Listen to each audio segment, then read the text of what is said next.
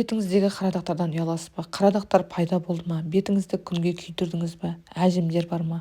Сәлем достар, бүгін мен сіздерге дәл осы видеода бетіңізді 3 күнде ағартатын керемет масканы жасап көрсетемін. Сондықтан видеомнан алыстамай соңына дейін көріңіздер. Бұл масканы жасап көріп, өзім қалай бетімді ағартқанымды білмей де қалдым, даже сезбей де қалдым. Сіздер дәл осы видеоны көріп, міндетті түрде беттеріңізге жасап көруге кеңес беремін. Үй жағдайында дәл осы масканы жасап көріңіздер. Ешқандай да қымбат бағалы маскалар алмай-ақ үй жағдайында жасап көріңіздер міндетті түрде. Енді біздерге жұмыртқаның сарысы қажет болады, және де аспирин мен витамин Е қажет болады. Аспирин мен витамин Ені кез келген аптекалардан таба аласыздар. Мендегі шиша түрі, сіздерде витамин Енің шиша түрін таппасаңыздар, кез келген капсула түрін ала берсеңіздер болады.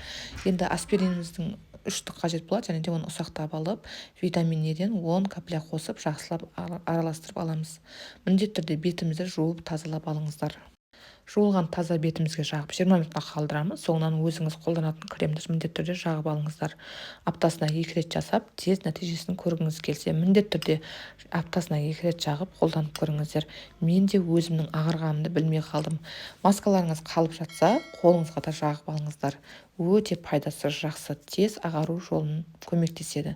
Келесі видеомда кездескенше сау болыңыздар.